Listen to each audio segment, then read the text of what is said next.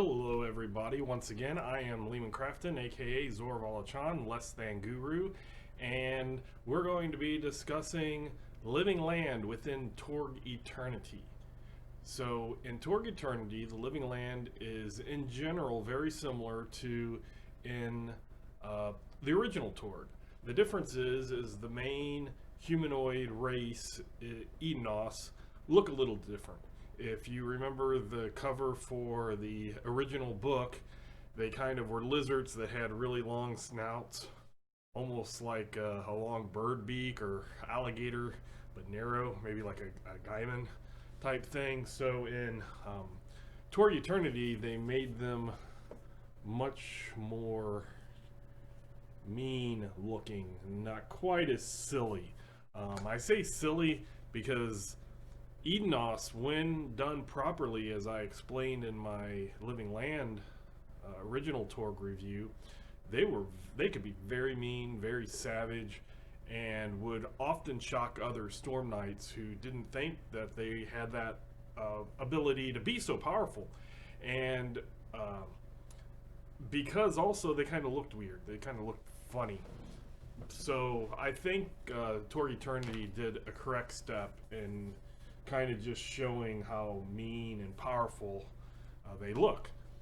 So when we look at differences between original Torg and Torg Eternity for the Living Land, the main thing is the world laws are more pronounced and they're less aggravating to players. So in original Torg we had things like the deep mist and the compasses and directions. You were always getting lost. There is a mist and it can get deep, it can get thick, but that's more of a plot mechanic for the game master to determine. It's not as soon as you go into the Living Land you can't see anything more than 5 feet in front of you. So that helps a lot. It helps the GM be able to tailor things how they want to, and they don't have to have an entire adventure or session of people just getting lost and having to roll survival and find and tracking and things like that constantly. What also happens, and it happens in Torg Eternity in general, is in original Torg, as I mentioned in those reviews, Storm Knights carried their own reality where they went.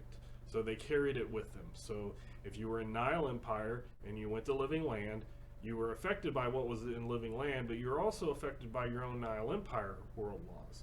That's not the case in Torg Eternity. In Torg Eternity, Storm Knights do not carry the realm.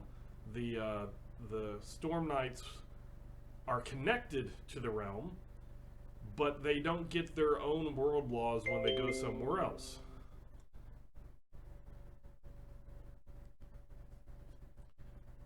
So what happens is they're only affected by the laws that they're in. And in Torg Eternity, they do a good job. They have 3 major world laws for every single realm. 2 of them are expressed by actual game mechanics that affects anybody within that realm. And 1 is kind of a little passive, and that it helps with what they have called Cosm cards. It's a new type of cards that when we get into the mechanics of Torg Eternity, I'll explain. But basically, what I will say is in the original card deck, as I had showed you in the mechanics rule when I was talking about the cards, there were like, I want to say, what was it, like 16 cards or so that were blank, and later on, they in the Infiniverse, they would show a new card, and if you wanted to, you could print it off and then paste it or tape it or whatever you want to do to the back of the card, and then when you're looking at the card backs you can't tell, but once you get it, you get that card. And a few of those cards were very specific. They were like one that could only be used in the Godnet, so if you happen to have that card and you weren't in the Godnet, that card did not benefit you. And they had a few cards like that. So what they did, and it was a guess of mine, and I think it was confirmed as being part of the reason that they kind of the seed planted for Cosm cards is now anytime you go into a reality, you get 1 card that gives you a flavor of that reality, and you can play it if you want to most of the time, if you want to, as a Storm Knight, as a player, there are a few rare ones that say play immediately, but most of them it gives you the choice to do it.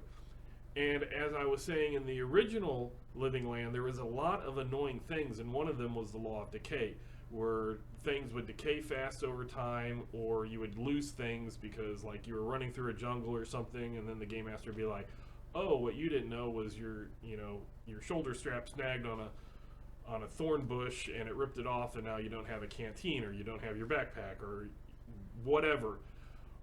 What Cosm cards do is they give that to the player for player agency. So the player can decide to play a law of decay, and then everybody needs to give up something, but they choose what they want to give up. It's not the game master choosing what he wants them to give up. And then based on what they give up, they can get more possibility energy, more possibilities. So if you give up like a canteen, you're in a jungle, there might be a lot of water sources out there, so the game master might just say one possibility. But if you give up your favorite gun, and you're going to have to take a while in this jungle primitive world that doesn't have guns, the game master could give you up to 3 possibilities. So he can give you what you choose what it is, but then the game master is how valuable is this. Now if you were in some type of weird area that was a desert, that canteen might be very, very valuable, and so he could give you a 3 for that. So it's all types of things that the player has agency. Do I play it? Once a player plays it, everybody then has to give up something, but they can give up whatever they want. It's not the game master saying. So I think that's really cool, and that's not all of the Cosm cards, but that was one card that I wanted to tie in with how old Torg would annoy the players, and Torg Eternity gives that to the players each to decide by themselves. So that's really cool. So that's kind of what one of the world laws is. The other 2 world laws are law of savagery and the law of life. The law of life is if you have to test, if you take so many wounds, you might die. In original Torg, it was 1, 2, 3, dead. In Torg Eternity, it's a little different. It's 1 wound, 2 wounds, 3 wounds, 1 more you have to test for death or defeat. So you're not dead, but you're hanging in there, and you might be dead. So when you roll the law of life, that gives you an up. And an up is when you roll another d20 and you add it to the first 20. There's no minimum or anything, so it's not quite a possibility, but it is a good thing. So it's a lot harder to die in the Living Land, because Lanala is the goddess of life. That's the main goddess, and she's trying to keep things alive.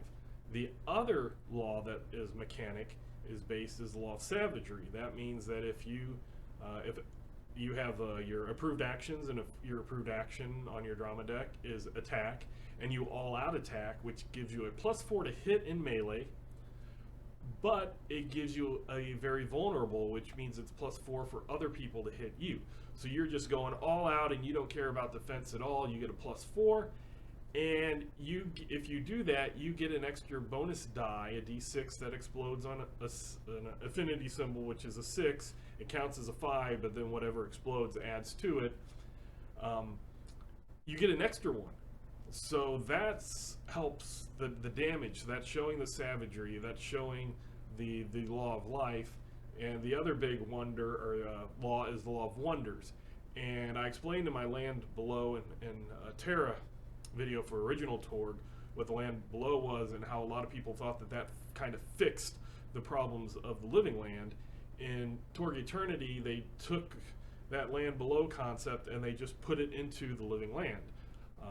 In a future video, I might discuss my own Paraverse world and things that I do differently. I do that kind of a little differently, but what that is it allows Lanala, the goddess of life, Barak-Ka, and other high lords and things have gone out and destroyed civilizations. So civilizations that have died, they might crop up in a small little area, and it might just be for a couple of minutes, it might be for months, it might be for years, depending on how recent that civilization was, how close to the Living Land it was. Sometimes you go in there and the world laws and axioms are exactly the same as the Living Land because it was that close and those people have been living there for ages. Other times it's so far weird and not connected to the Living Land that Lanala is trying to preserve a little bit. You might just have like a statue just a statue of some weird alien just kind of, you know, half submerged in the swamp. Just something that doesn't fit in the living land. Definitely wasn't on Earth in the realm when they invaded, but just Lanal is trying to do a little preservation. Or some things might be a few hours and they come in and there's big high tech and weird alien creatures and stuff from some civilization, but they don't stick around for long. So there's what that allows, and why players might want to go to the living land. Like I said in original Torg, they wanted to rip up the stele, and they did that, but they didn't really want to adventure in the living land because it was so annoying. So all of these wonders of not knowing what's going to be out there, and you aren't constantly lost. And you, if you're a up close melee warrior, you get chances to even increase your dice. If you're going to die, you have a less chance of dying because you get an up on death and defeat checks. So you really don't have a problem adventuring in the living land, except for the occasional disconnect if you're using too high of tools. And I say tools, and tools is something I didn't really mention in original Torg, but in original Torg, the word tools was basically anything that you use. So it could be spells, miracles, guns, armor, basically anything that was used was considered a tool. So depending on what you're doing and what you're using, you might disconnect. So what happened is Torg Eternity is coming out in waves. And each wave is a set of books and accessories and things that deal with a reality so far. They've done everything except for Orwarsh and Pan Pacifica so far. So the first one that they did after the main big wave in the basic set was Living Land. So I wanted to show a few good things that are things like the main meat and potato core of what was in the Living Land. And then one thing that is kind of just that I like, other people might not like or think it's redundant, but I wanted to show you. Plus, since the templates, or archetypes as they're called, in Torg Eternity aren't in the back of the source books like they were in original Torg, that was really easy for me to flip through and make sure that I was getting my axioms correct, because again, I've had so many years of old Torg, and I've been playing Torg Eternity that sometimes the axioms, I might missay what they are. So, for that, there was, and I got the wrong one. Of course. I got the Nile Empire one. So each wave, each thing, came with a Game Master screen. That on one side is kind of a neat artwork. It has axioms and world laws. You'll see this again tomorrow when I do Living Land. And on the other side is some charts and stuff that usually fit the realm that you're in, handy for the Game Master. Each one's a little different because in each realm there's a little bit different flavors and different types of things going on.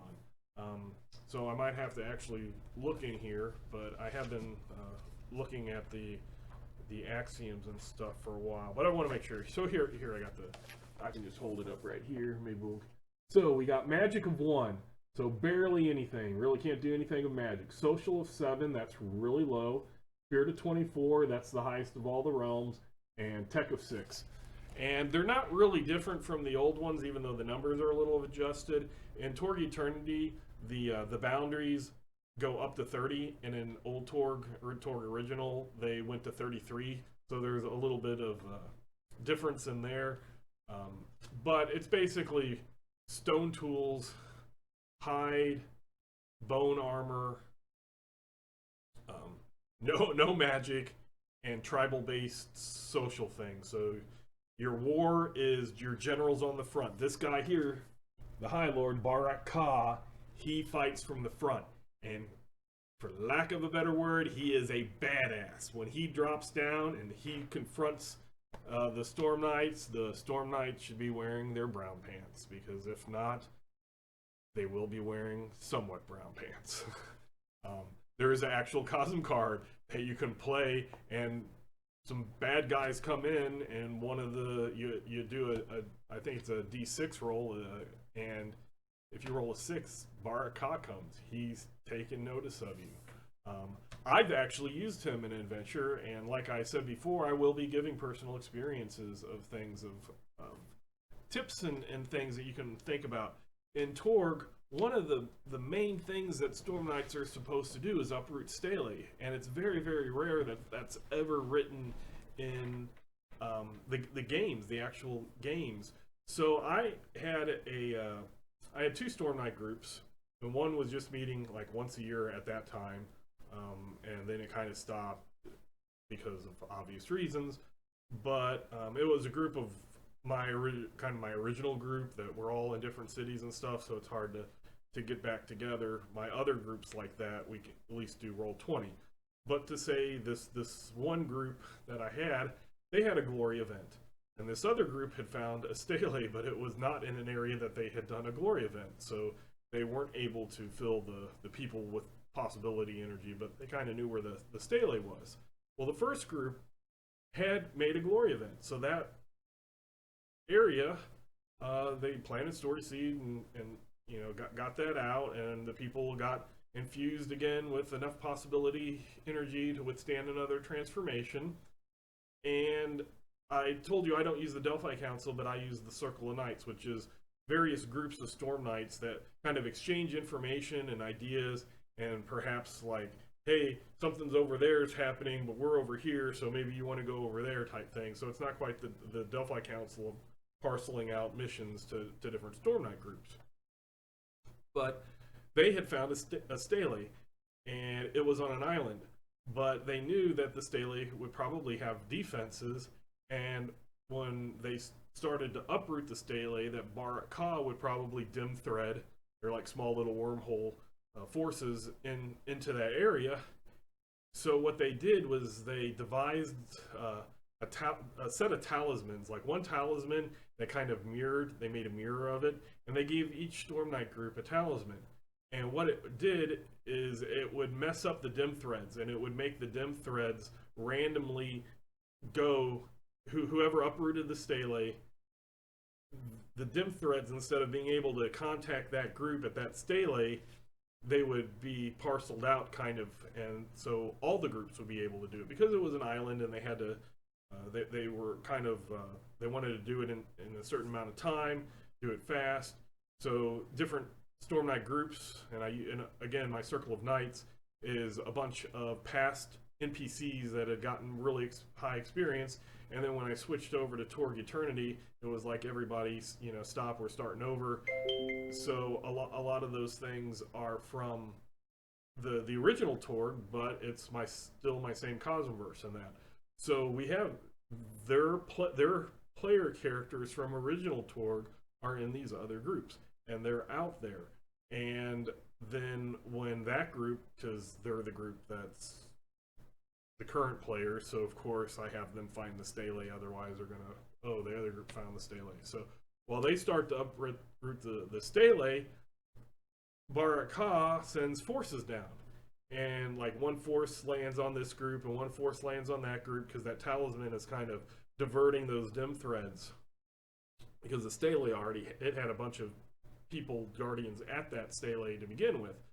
So the party, the group of Storm Knights, are trying to uproot that stele and fight off the defenses, and the talisman are directing other dim threads there, and Barak Ka comes down to one of the groups of other Storm Knights, not my player characters, NPC Storm Knights. But they're Storm Knights that some of the players were in that, like their original characters were in that group. And Barak Ka, and these are really, really powerful Storm Knights. And Barak Ka goes, and basically every round he kills one of these Storm Knights that used to be somebody's player character. And the stakes were super high. The tension was, we were doing this over the computer, and it's palpable. It's just like everybody is like shaking, and you hear, oh no, what's happening? And they have various communications, like some of the high-tech people, are using comms, and other people that are higher tech, like cyber papacy and that, they have HUDs up, and they're kind of showing a video feed, so they see like Barak Ka, and they see one of the old, really like a powerful werewolf, and he like changes into this big, he kind of steps towards Barak Ka, not realizing it's Barak Ka, and shapeshifts into this werewolf and going to go up there, and Barak Ka just takes his spear and guts him, and the werewolf, and everybody's just like, wow, because in the original Torg, Rekpakken, the darkness device was like this big forest thing, and in Torg Eternity, it's his spear right there. That is the darkness device. So he basically guts somebody, and then kind of the next person steps in, and they hear all these other Storm Knight groups like, are fighting, but they're also realizing that the High Lord is there, and they're like screaming over the comms, rip it up, they're getting slaughtered, rip it up, rip it up. And the group itself, one poor guy is making the reality rolls to try to uproot that stele, and everybody else in the party is fighting off the defenders, and at the same time they're like, critical moment, play for the critical moment, do all the steps, just do it. So it like really put thing, and basically I was determined, and it was one that had my first player character as an NPC leading that group, and I was every round I was just going to go down the line and kill off one of this group, which was considered like not the main information group, but kind of like the biggest, heaviest hitters of the Circle of Knights. They each have kind of like specialties, like one's like a surgical strike force, and one's information gatherers, and one kind of try to figure out where the realm borders are and stuff like that. So they each kind of have their objective, and this was the back, like the main big powerful, and if something was too powerful for another group, they would come in and help as backup, or they would just go in and do it, and that's what this group was. And for the party to know that this was like probably, at least Gamma, if not Delta level threat or Storm Knight group, they were just like blown away. And like I said, there was big tension and everything, and they did, I want to say critical moment, but I think that's just the normal play where you play everything in your cards, all your cards for an action. But it's whatever it is on a DSR that if you have all the steps, you can just try to rush through all the steps, and maybe even if it's not there, you can just last ditch effort. That's what it is. You have one chance to do a last ditch effort. So they're like, last ditch effort, last ditch effort, do all the steps, all of it. And so the player, he did it and was able to destroy that stele, uproot it, destroy it, and all of a sudden Core Earth is there, and Barak Ka realizes he's not in his own reality, and he's basically lost that area, and storms and stuff are going out, so he gets out of there. But he killed a couple of the NPCs that were previous PCs. And while the group, as the Storm Knights were like, yeah, we took down a triangle, we took it down. But then they're like, two of our old PCs died. Two, really, hard, it was a heartfelt thing. It was, what is the cost for taking back the Earth?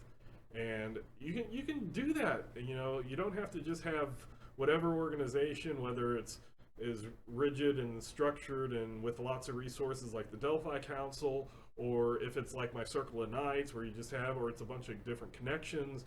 If you give the players a personal reason, it could be like romances played or things like that. If you give them something and get them invested in their character and their stories and bring that up, it's a really wonderful thing, and that's just one of the coolest uprooting steles that I think I've game mastered, and the party was just like on pins and needles the whole time that they were doing it.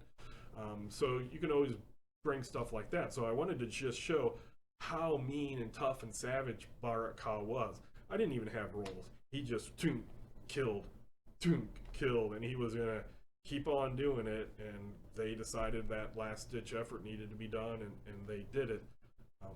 So he's not the caricature, the cartoon Ka, as he was the original Torg. They make him cunning. He might not have super social and know all these tactics and strategies, but he knows instincts, and he knows how when other people are like getting all these good plans and then all of a sudden they start disconnecting or they lose track of what's going on because they're not used to it, he is, and he can take advantage of that. So that they do a really good job of presenting him as that ancient, experienced High Lord that's just destroyed cosms for millennia. Not quite Gaunt Man, but still, he's been doing it for a long time. So one of the things that they did is in each wave they have a mega adventure, which is usually 7 acts within one cosm, and they can show different aspects of the cosm or the reality, the world, or realm. Sorry, realm. They can, so if the realm has like different features and stuff, they can kind of showcase different features. So this one goes basically DC, and then it goes into the land below, which has been, as I said, taken over by the living land, and they kind of merged the two. And then you can go to Chicago.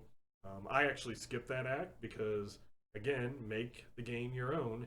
And while I liked that act, I didn't think that it fit my flow of what I wanted to do. So I just took it out, and I might throw it in. It's a really nice self-contained act, so it might be something that I just pull out one night and just do that one part of the act. But they also end up going to the Yucatan. Now the thing is I've said the land below is different in mine, so I just went with it. I just didn't need to change much. I just had different axioms and world laws affect my players. And then the big thing is the very final act in here in the Yucatan is supposedly in the living land. And in my original Torg, they went through that High Lord of Earth, and they thought they had won, but then they left, and they didn't win. And the Aztec Empire, as what I call Azteca, popped up, an Aztec Mayan type reality, and it centered in Mexico and down up on the Yucatan and then down towards Belize. That whole area is now a different reality. So I changed things. Instead of, I could have moved it to make it living land, but I like the idea of it going back to the Yucatan and making a past group's kind of failure kind of have a prominent aspect into this. So instead of doing kind of this, I still had it at the same place and same PCs and or like good connections and bad forces, but I just added Azteca as a third side, and the party had to choose. We failed and allowed Azteca to do this. So do we fight against Azteca? And then if Barak Ka wins, then he might get that whole area added to his. That would be wrong or bad, because then you have a High Lord which just, almost doubled his territory. Or do we go against Barak Ka and save this new High Lord that we accidentally failed and gave him a realm? So it gave them a personal stake in it, and as a game master, it's like, this is what's happening. You tell me what you're doing, and that's what they did. So again, you can use these as mines of of creativity. You don't have to just go through it point by point by point. Change these, make them your own. Again, it's something I do all the time with adventures, because my world's different, but I still like the adventures, so I make them my own. And then another thing that Torg Eternity did, and this came out actually in the Nile wave, but there was some stuff that gets on the cutting room floor basically, and this also had a couple of races that had been made by backers, basically people that had went for the crowdfunding and pledged a certain amount, that they were able to make an archetype, what they call backer archetypes. And sometimes they make new races, and they added a couple of races in here. So this is a little 32 page booklet, Rooms of the Living Land, that has a little more, a few more perks, a couple of races, and some what had happened in some of the cities. So that's where it gets to the runes. So that is really good information that you can get. And these, you know, you can get these, order them, PDFs on drive-through. There's lots of resources to do. As I said in my previous video, Organized Play is out there. These things are on drive-through RPG. There's you can go to the Piazza forum, and there's a Torg section that you can join and talk with other Torg fans and stuff. There's a Discord for Torg. So there's lots of resources out there to do. The Living Land is that primitive, that high spirit. You got Lanala. She's trying to save these other remnants of these destroyed cosms, and there's reasons why the Storm Knights want to go there. And you can be that really strong, powerful Edenos. That's what I'm currently playing in Organized Play. Kraken Tor, the Edenos warrior who has Death Claws and Whiptail, and you know he's just you know no mind, which is good for me since I am a freelance author and I know a lot of stuff. Make my character mind, and then I'm not tempted at all to try to pull in out of character knowledge and put it into it. Or I just, nope, I don't know nothing. I just follow, and people point and tell me what to kill, and that's what I do. I might come up with a weird little thing if I don't know happen not to know the adventure, but otherwise I can sit back and let other people figure stuff out. Be a dumb brute.